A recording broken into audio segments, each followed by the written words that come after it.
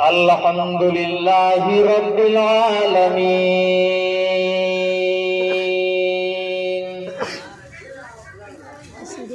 والعاقبۃ للمتقین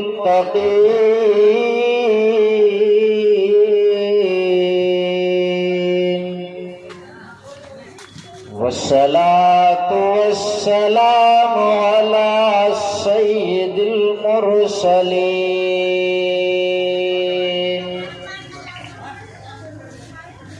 وعلى آلہ وصحابہ اجمعین اما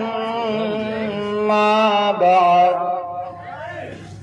فاعوذ باللہ من الشیطان الرجیم بسم اللہ الرحمن الرحیم کل من علیہا فان صدق اللہ مولانا العظیم وبلغنا رسوله النبی الکریم الامین ونحن على ذلك لمن الشاهدين والشاكرين والحمد لله رب العالمين بارگاہ رسالت مآب صلی اللہ تعالی علیہ وسلم میں ایک مرتبہ بآواز بلند درود پاک کا نذرانہ پیش کریں. پڑھے واضح بلند اللہ رب محمد صلی اللہ علیہ وسلم نحن بعد محمد صلی اللہ علیہ وسلم. نبی اور آل نبی پر ایک مرتبہ اور بابا بلند پڑھ لیجئے. صلی اللہ علیہ نبی امی والہ صلی اللہ تعالی علیہ وسلم. صلاۃ و سلام علیک یا نبی اللہ وعلی آلک و صحبک یا شفیعنا عند اللہ. آج کے دور میں اگر محفل میلاد پاک میں اگر کسی کو بلایا جائے تو ٹھنڈ میں یہ کہہ دیتے ہیں کہ حضرت سردی بہت زیادہ ہے، اور گرمیوں میں یہ بہانہ بنا دیتے ہیں کہ حضرت مچھر کاٹ رہے ہیں. بہرحال کچھ نہ کچھ بہانہ چاہیے، سمجھے.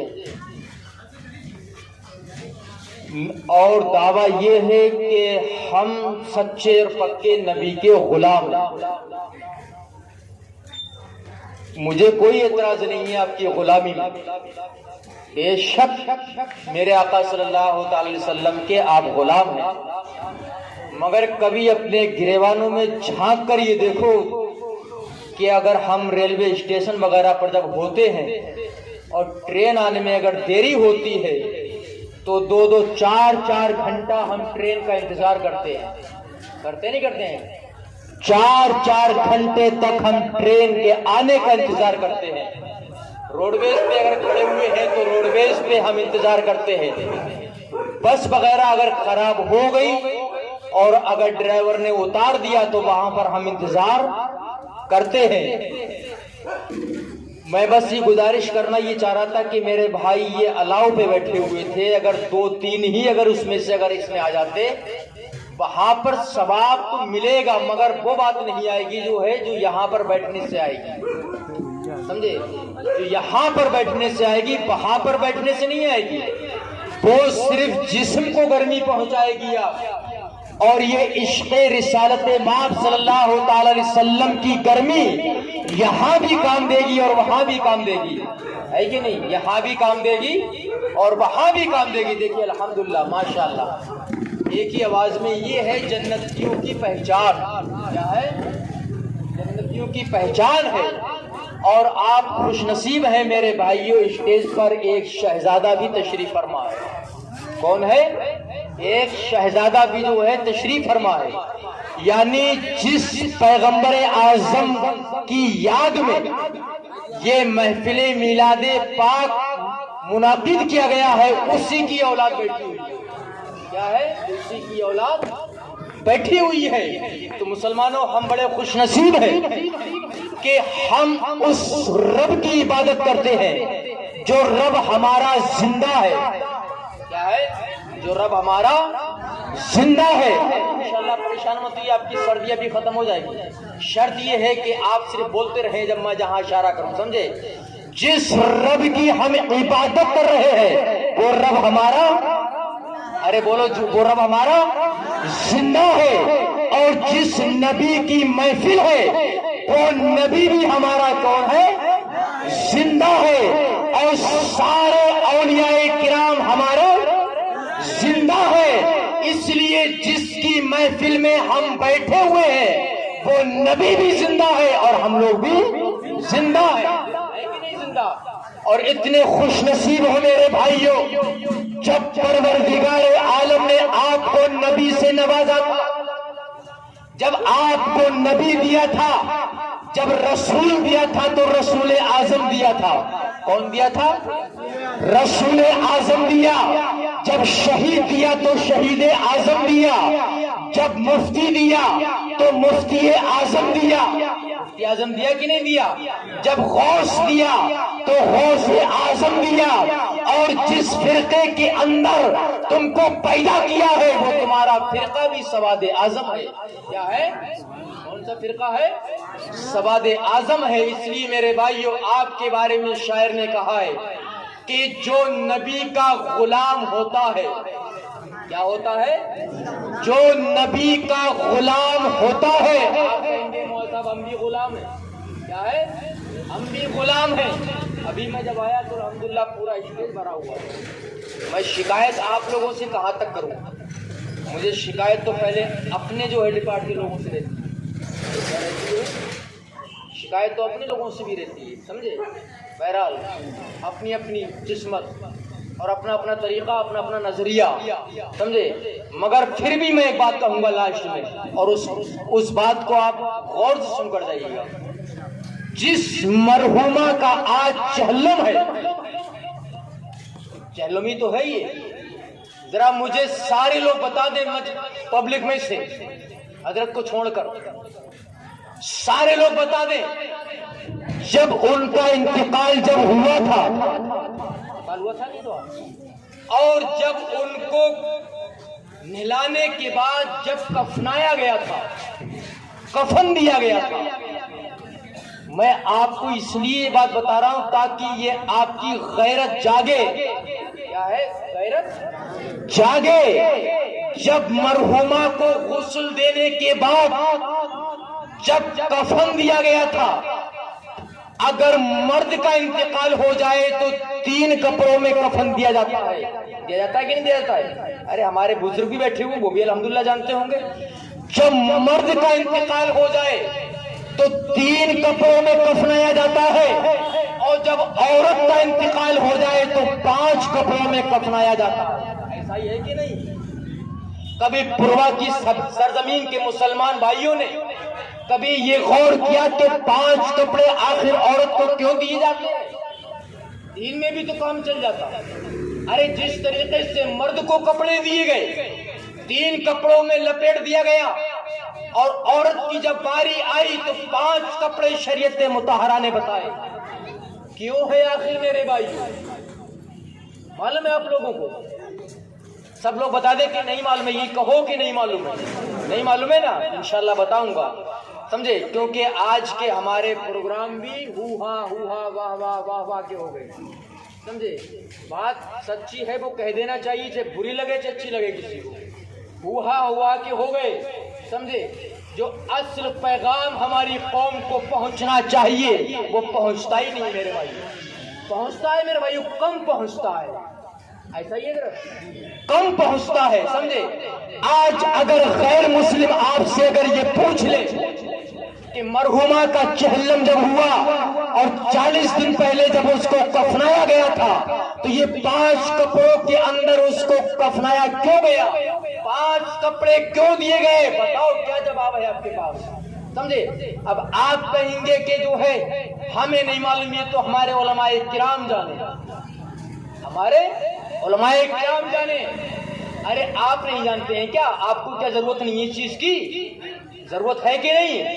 سمجھے؟ بے شک ہم لوگوں کو ضرورت ہے، اصل میں ضرورت ہے، مگر ہم نے کبھی ادھر دھیان ہی نہیں دیا، ہم نے ادھر دھیان ہی نہیں دیا۔ اگر آج میں بھی ابھی چٹکلے بازی کرنے لگوں تو آگے سے لے کے پیچھے تک واہ واہ سبحان اللہ ہوگی، سمجھے؟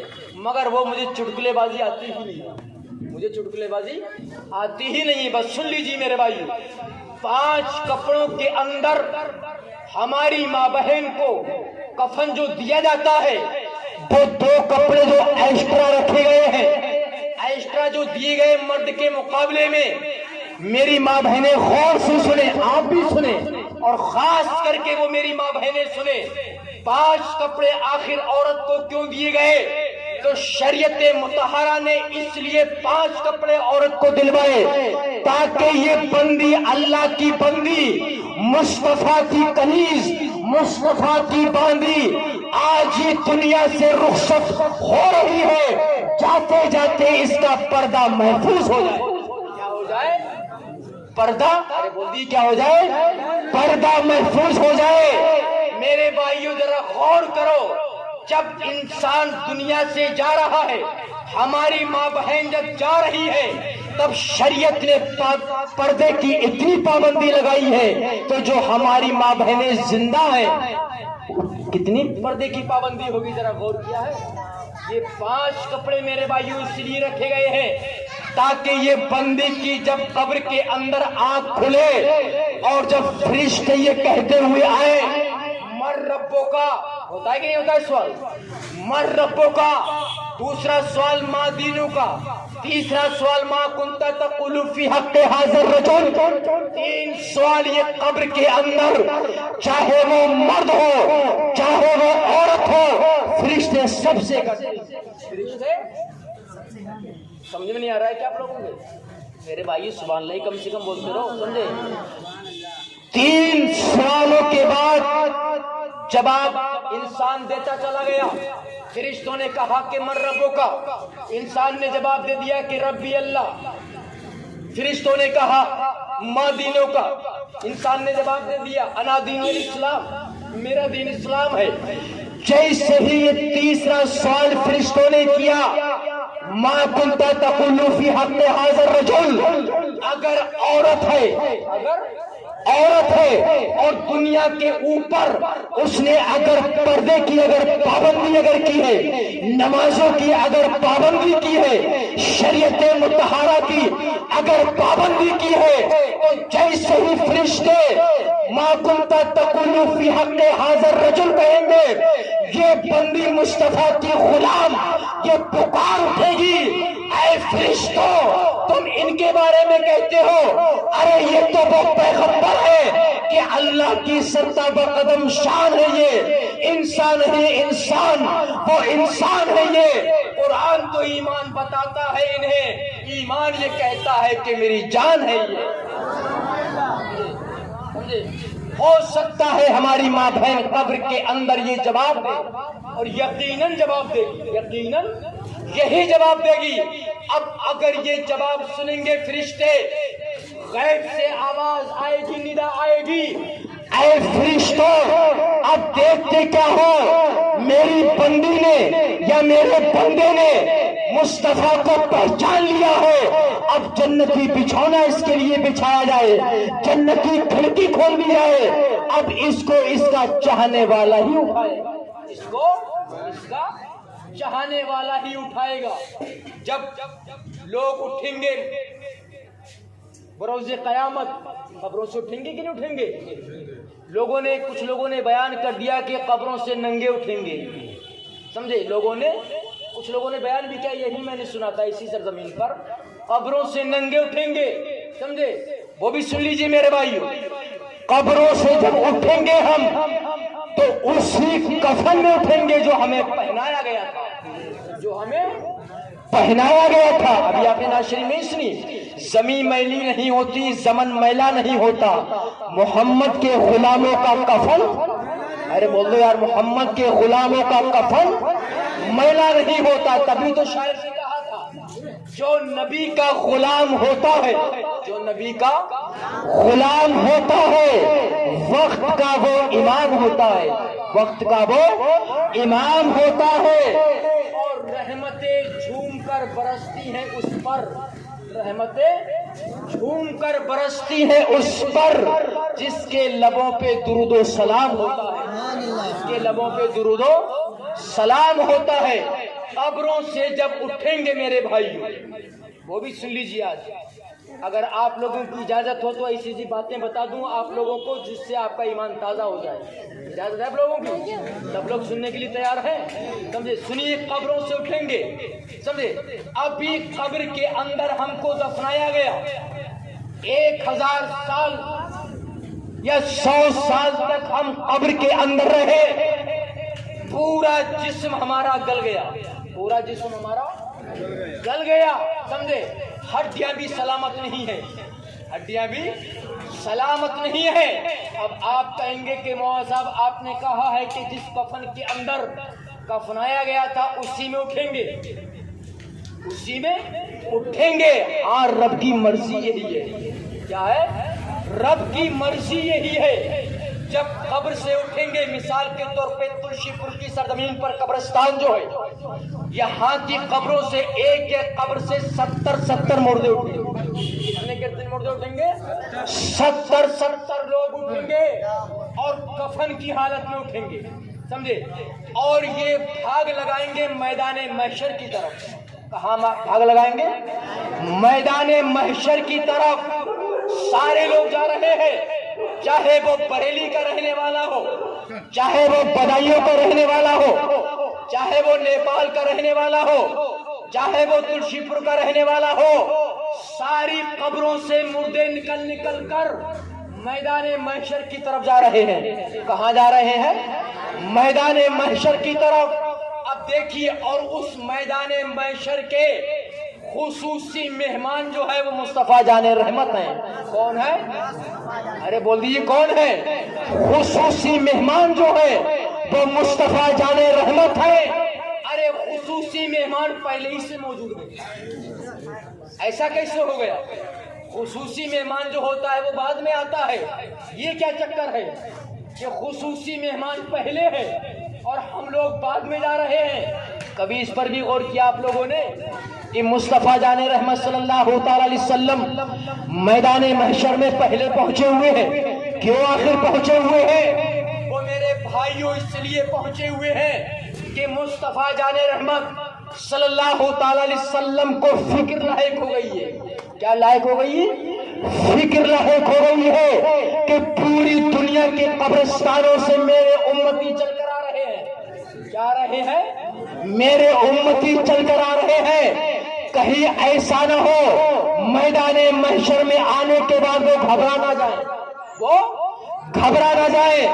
جب میدان محشر میں آئیں گے اور میرا پیارا پیارا چہرہ دیکھیں گے تو ان کی تھکاوٹ دور ہو جائے گی، ان کی تھکاوٹ دور ہو جائے گی۔ اس لیے مصطفیٰ جان رحمت میدان محشر میں پہلے ہی سے موجود ہے۔ کیا ہے؟ پہلے ہی سے موجود ہیں۔ اب 25,000 سال تک، کئی ہزار سال تک؟ ارے سن لیجیے، میدان محشر کا ایک دن ہے صرف، اور کتنے دن کے برابر ہے معلوم ہے آپ لوگوں کو؟ 50,000 سال کے برابر۔ کتنے سال کے برابر ہے؟ ارے بول لیجیے کتنے سال کے برابر ہے؟ 50,000 سال کے برابر میدان محشر کا دن ایک دن ہے، ایک دن ہے، اور یہاں کے 50,000 سال، اتنا ٹائم رہے گا اس میں، سمجھے؟ اب علماء کرام ارشاد فرماتے ہیں کہ 25,000 سال تک یہ سارے امتی، آدم علیہ السلام کے بھی امتی اور مصطفیٰ جان رحمت کے بھی امتی، یہ 25,000 سال تک اپنے رہبر کی تلاش کریں گے۔ کیا کریں گے؟ اپنے رہبر کی تلاش کریں گے۔ 25,000 سال تک دوڑتے رہیں گے۔ کیا کرتے رہیں گے؟ دوڑتے رہیں گے۔ ان کو ایک دفعہ خیال آئے، 25,000 سال دوڑنے کے بعد اچانک خیال آئے گا، لائیے اس کی بارگاہ میں چلتے ہیں، یعنی جو ابو البشر ہے، یعنی حضرت آدم علیہ السلام کی بارگاہ میں جا رہے ہیں۔ تمام لوگ آدم علیہ السلام کی بارگاہ میں جانے کے بعد یہ تمام امتی یہ کہیں گے کہ اے حضرت آدم صفی اللہ، آپ تو اللہ تبارک و تعالیٰ کے صفی ہیں، آپ نبیوں میں پہلے ہیں آنے والے، آپ ہماری سفارش کیجئے۔ آدم علیہ السلام فرمائیں گے کہ میرے علاوہ کہیں اور جاؤ۔ کیا کہیں گے؟ ارے بول دیجیے میرے علاوہ کہیں اور جاؤ۔ اسی طریقے سے عیسیٰ علیہ السلام تک ہم سارے لوگ گھوم پھر کر آئیں گے، یعنی 25,000 سال تک یہ اسی طریقے سے سلسلہ جاری رہے گا۔ کیا رہے گا؟ سلسلہ جاری رہے گا۔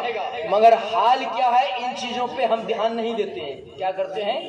ان چیزوں پہ دھیان نہیں دیتے ہیں. بس ایک چیز سن لی ہے ہم لوگوں نے, غوث پاک رضی اللہ تعالیٰ کا زور سے نعرہ لگا دو, ان کے ساتھ جنت میں جائیں گے. کیا کریں گے؟ بول دیجیے. زور سے نعرہ لگا دیا جائے, ان کے ساتھ جنت میں جائیں گے. ارے وہی تو بڑے پیر صاحب فرماتے ہیں, سمجھے, کہ میری نظر میں سب سے بدبخت, سب سے کم بخت وہ شخص ہے. کیا فرماتے ہیں معلوم ہے؟ بڑے پیر صاحب, جس کے بارے میں آپ یہ کہتے ہیں کہ ایک نعرہ لگا دیا جائے اور ان کے ساتھ جنت میں جائیں گے.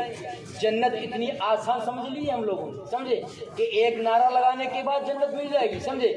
وہی بڑے پیر صاحب فرماتے ہیں کہ سب سے بدبخت, سب سے کم بخت میری نظر میں وہ شخص ہے, یعنی غوث پاک کہہ رہے ہیں میری نظر میں وہ شخص ہے جو ایک وقت کی جان بوجھ کر نماز کو چھوڑ دیتا ہے. سنا آپ لوگوں نے, سمجھے. اب نعرہ لگاتے رہو, سمجھے, اور غوث پاک کیا فرما رہے ہیں وہ بھی ملاحظہ کرتے رہو, سمجھے. خود پیغمبر اعظم صلی اللہ تعالی وسلم نے نمازوں کے بارے میں کیا فرمایا ہے, روزوں کے بارے میں کیا فرمایا ہے, سمجھے. بس امام صاحب کو 10 کا نوٹ پکڑا دیا جائے نعت شریف پڑھتے ٹائم, وہ جنت میں ایک درخت انہوں نے لگوا دیا, انہوں نے جنت میں ایک درخت لگوا دیا. اب اسی کی چھاؤں میں بیٹھے رہو, سمجھے. ارے میرے بھائیوں, یہ سب دھوکہ ہے. کیا ہے یہ؟ سب دھوکہ ہے. پہلے پیغمبر اعظم کے فرمان کو سنو, کیا فرما رہے ہیں. اچھا یہ بتاؤ, سب لوگوں کا ایمان یہ ہے کہ نہیں جو مصطفیٰ نے فرما دیا وہ حق ہے؟ بول دیجئے. جو مصطفیٰ نے فرما دیا وہ حق ہے.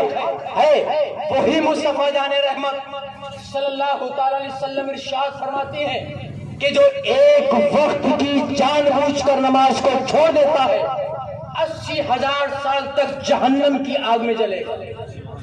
کئی ہزار سال تک جلے گا؟ 80,000 سال تک, چاہے وہ مرد ہو چاہے وہ عورت ہو. ایک وقت کی جان بوجھ کر نماز چھوڑنے والا 80,000 سال تک جہنم کی آگ میں جلایا جائے گا. اور یہ میرے مصطفیٰ کا فرمان ہے جو غلط ہو ہی نہیں سکتا, غلط ہو ہی نہیں سکتا. پہلے تو یہ میرے بھائیوں حساب لگاتے رہنا, سمجھے, کہ 5 ٹائم کی نماز چھوٹی ہے تو کتنے ہزار سال جلنا پڑے گا. 1 مہینے کی چھوٹی ہے تو کتنا جلنا پڑے گا. 1 سال کی چھوٹی ہے تب کتنا جلنا پڑے گا. جنت میں درختوں بعد کی بات ہے, جنت میں درختوں کی تو بعد کی بات ہے میرے بھائیو, سمجھے. اس لیے یہ آسان طریقہ ہم لوگوں نے ہی پکڑا دیا ہے. لوگوں کو کیا کر دیا ہے, ہم ہی لوگوں نے پکڑایا ہے, سمجھے. کہ میرے بھائیو تڑپ کے بول دیجئے ایک مرتبہ سبحان اللہ. بے شک اس میں کوئی شک نہیں ہے کہ ایک مرتبہ سبحان اللہ بولنے میں 90 نے کیا ملتی ہے. کتنی نے کیا ملتی ہے؟ 90 نے کیا ملتی ہے. مگر یہ بھی تو دھیان رکھو کہ ابھی عشاء جو چھوڑ کر آئے ہو, عشاء جو چھوڑ کر آئے ہیں ہم لوگ, عشاء کی جو چھوٹی ہے, مغرب کی جو چھوٹی ہے, عصر کی جو چھوٹی ہے, ہر نماز پہ 80 ہزار سال تک جہنم میں جلنا ہوگا. یہ بھی تو میرے بھائیوں دھیان رکھا کرو, سمجھے. اس لیے میرے بھائیوں نماز سب سے زیادہ اہم ہے. کیا ہے نماز؟ کیا ہے سب سے زیادہ اہم ہے. نعت پاک کا سننا سرکار کی سنت ہے, اور پڑھنا کیا ہے صحابہ کی سنت ہے. حضرت حسان بن ثابت رضی اللہ تعالیٰ کی سنت ہے نعت پاک پڑھنا. مگر یہ نماز ایک ایسی چیز ہے میرے بھائی کہ حضرت حسان کی ہی سنت نہیں ہے, بلکہ تمام انبیاء اور تمام صحابہ کی سنت ہے. کیا ہے نماز پڑھنا؟ کیا ہے میرے بھائیو؟ تمام نبیوں کی سنت ہے اور تمام صحابہ کی سنت. یہ نماز چھوڑ کر یہ نعت شریف پڑھنا ہو یا سننا ہو فائدہ تو دے گا, مگر پہلے اس کا بھگتان کرنا پڑے گا. کیا کرنا پڑے گا؟ اس کا بھگتان کرنا پڑے گا. اس لیے اگر بھگتان کے لیے اگر تیار ہو تو یہ بھی کرتے رہو, سمجھے. اگر تیار نہیں ہے بھگتان کے لیے تو سب سے پہلے جو مصطفیٰ جان رحمت صلی اللہ تعالی وسلم نے ہم کو بتایا ہے, نمازوں کی پابندی ہمیں کرنا چاہیے. کیا کرنا چاہیے؟ بول دیجیے. نمازوں کی پابندی ہمیں کرنا چاہیے, سمجھے. جو میرے آقا صلی اللہ تعالی علیہ وسلم نے ہمیں جو بتایا ہے اسے ہمیں پہلے کرنا چاہیے. غوث پاک کا مرغا بعد میں ہے. کیا ہے؟ ارے بول دیجئے. مرغا بعد میں ہے, نماز پہلے ہے. کیا ہے؟ ارے ہے کہ نہیں پہلے؟ اب میں نے جب بیان کیا تو کچھ لوگوں نے کہہ دیا کہ ایسا لگتا ہے کہ مولانا صاحب بدعقیدہ ہیں، مولانا صاحب بدعقیدہ ہیں۔ الحمدللہ ممبر رسول سے میں یہ اعلان کرتا ہوں، میں ٹناٹن الحمدللہ سنی ہوں، سمجھے، سنی بریلوی ہوں، کیا ہوں؟ سنی بریلوی ہوں، سمجھے، میں الحمدللہ، مگر بات جو ہے، جو سچی بات ہے وہ بتا دینا چاہیے۔ سچی بات ہے کیا؟ بتا دینا چاہیے، دھوکے میں ہمیں قوم کو نہیں رکھنا چاہیے۔ تو میرے بھائیوں، نماز کے بارے میں خود غوث پاک رضی اللہ تعالیٰ نے ارشاد فرماتے ہیں کہ بے نمازی کو مسلم قبرستان میں دفن نہ کرو۔ کیا فرمایا ہے؟ ارے بول دیجئے، کیا فرمایا ہے؟ مسلم قبرستان میں بے نمازی کو دفن نہ کرو۔ اب میں بہت پیاری بات بتانے جا رہا ہوں، وہ سن لیجیے بہت غور سے۔ جب میں نے ایک جگہ یہ تقریر کی اور غوث پاک رضی اللہ تعالیٰ عنہ کے اقوال جب بتانے لگا تو ایک صاحب نے کہہ دیا کہ وہ تو حنبلی مسلک کے تھے، حنبلی مسلک کے مسائل یہاں پر فٹی نہیں ہوں گے، حنبلی مسلک کے مسائل یہاں پر فٹی نہیں ہوں گے۔ چلیے، غوث پاک تو حنبلی مسلک کے ہیں، چلیے مصطفیٰ کی حدیث کو بھی مان لیجیے حنبلی مسلک کی ہے، قرآن تو حنبلی مسلک کا نہیں ہے۔ ارے بول دیجئے، قرآن تو حنبلی مسلک کا نہیں ہے، سمجھے۔ قرآن مقدس کی آیت کریمہ سن لیجئے۔ اب یہ ہے کہ بہت بڑا دھوکہ دیا جاتا ہے ہمارے لوگوں کو، سمجھے، کہ ایسا نہیں بیان کرنا چاہیے، ایسا نہیں بیان کرنا چاہیے۔ خود قرآن مقدس کی آیت کریمہ ہے، فویل للمصلین الذین هم عن صلاتهم ساہون۔ امام صاحب ایسا ہی ہے، حضرت ایسا ہی ہے، قرآن کی آیت ہے، اور یہ قرآن وہ قرآن ہے جس کے بارے میں آیا ہے کہ اگر یہ پہاڑ پر نازل ہو جاتا تو پہاڑ بھی چکنا چور ہو جاتا۔ کیا ہو جاتا؟ چکنا چور ہو جاتا۔ اسی قرآن کے بارے میں آیا ہے کہ اس کا دیکھنا بھی ثواب ہے، اس کا پڑھنا بھی ثواب ہے، اس کا چھونا بھی ثواب ہے، اور قرآن کی ہر آیت پر ایمان لانا، بول دیجیے میرے بھائیو، ایمان لانا ضروری ہے۔ ایک صاحب نے مجھ سے کہا کہ حضرت وسیم رضوی نے 28 آیتیں نکال کر وہ اسلام سے خارج ہو گیا۔ میں نے کہا وہ اسلام میں تھا ہی کب؟ ارے وہ اسلام میں تھا ہی کب؟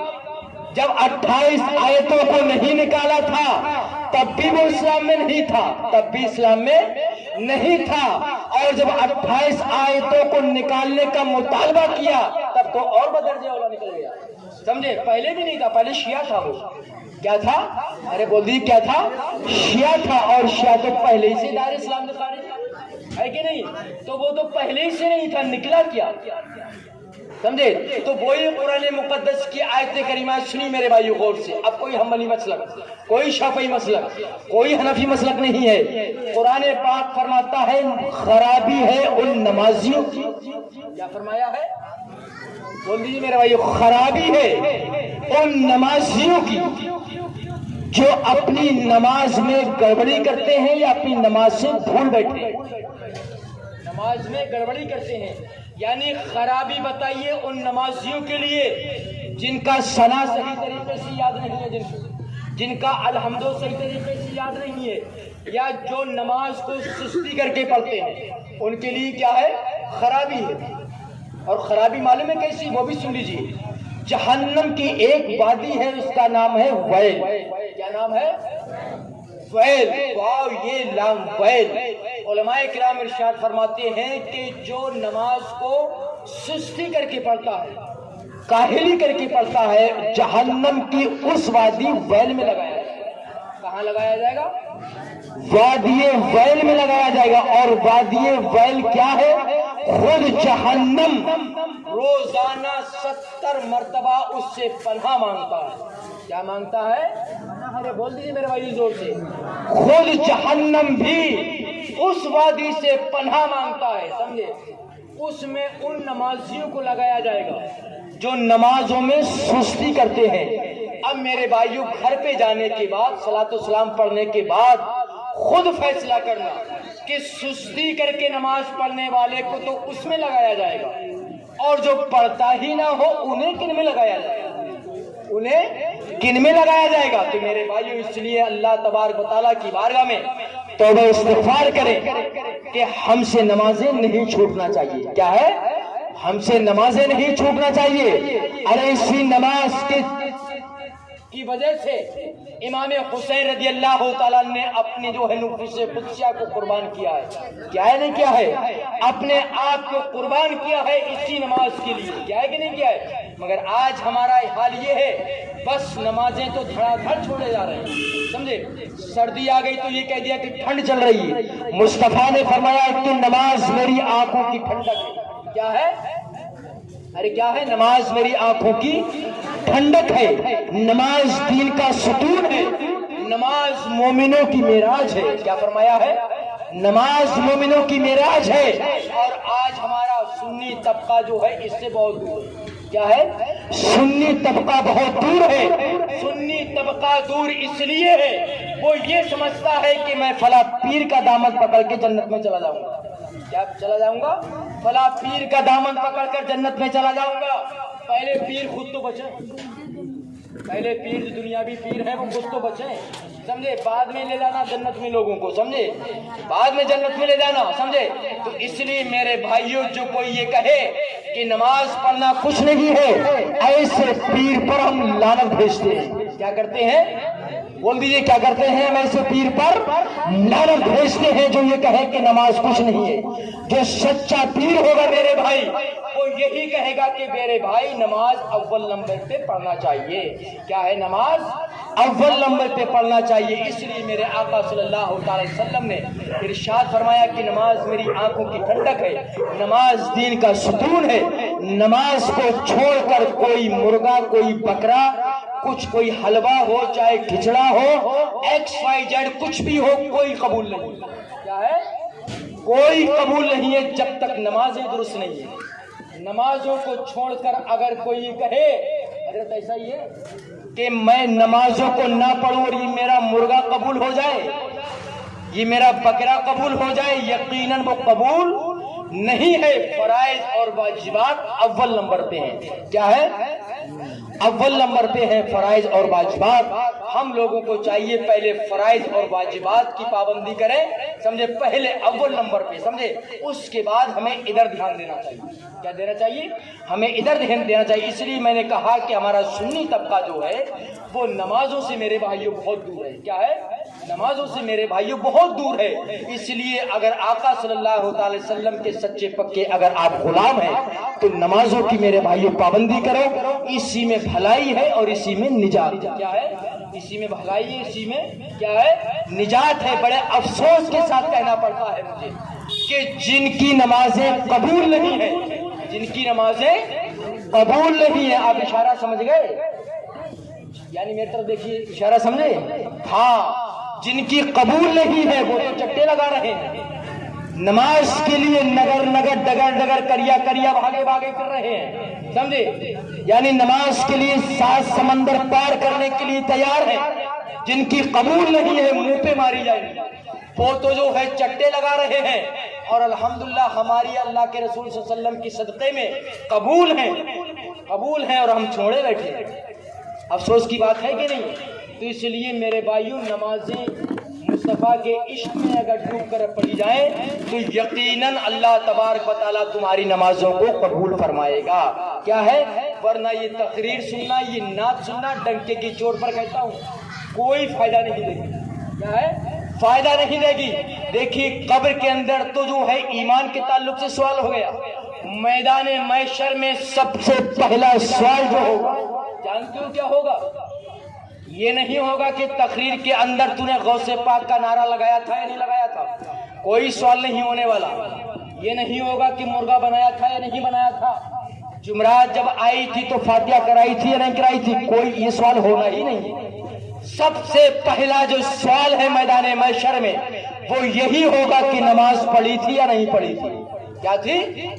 نماز پڑھی تھی یا نہیں پڑھی تھی. تو پتہ یہ چلا میدان محشر میں سب سے پہلا جو سوال ہے وہ کیا ہے؟ نماز کا ہے. کیا ہے؟ سب سے پہلا سوال نماز کا ہے. اس لیے میرے بھائیوں ان چیزوں میں بعد میں ہم پڑھیں. یہ سنت مستحب چیزیں ہیں. سمجھے؟ اگر ان کو کرو گے تو ثواب پائیں گے اور نہ کرو گے تو گناہگار نہیں ہوگے، مگر جب نماز نہیں پڑھو گے تو گناہگار یقیناً ہوگے، روزہ نہیں رکھو گے تو یقیناً گناہگار ہوگے، سمجھے؟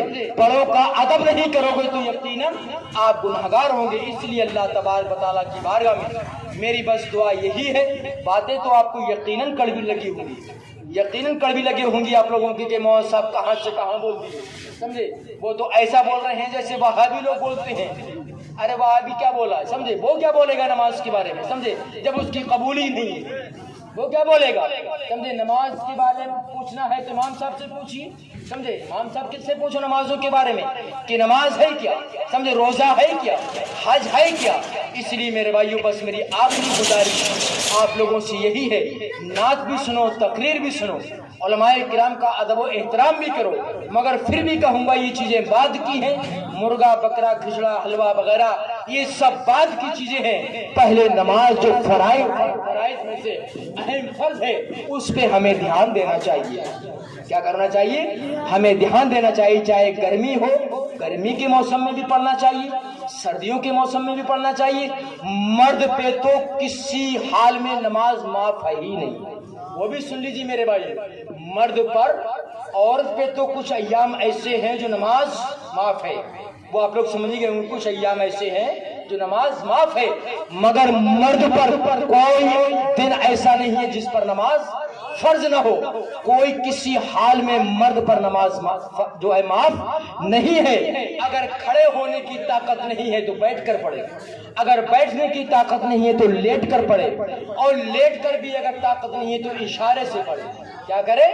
اشارے سے پڑھے۔ کسی حال میں بھی میرے بھائیو تم لوگوں پر نماز معاف نہیں ہے۔ اس لیے اگر سچے پکے امتی اور مصطفیٰ کے غلام بننا اگر چاہتے ہو تو ہمیں نمازوں کی پابندی کرنا چاہیے۔ اللہ کی بارگاہ میں دعا ہے کہ پروردگار عالم ہم تمام مسلمان بھائیوں کو زیادہ سے زیادہ جو ہے نماز پنجگانہ پڑھنے کی توفیق و رفیق عطا فرمائے۔ ارے میرے بھائیوں آمین ہی بول دو، ہو سکتا ہے کہ پروردگار عالم یہ قبول فرما لے، کیا کر لے؟ قبول فرما لے۔ اور ایک بھی اگر نمازی اگر بن گیا مجمع میں سے، اگر کسی نے عہد یہ کر لیا کہ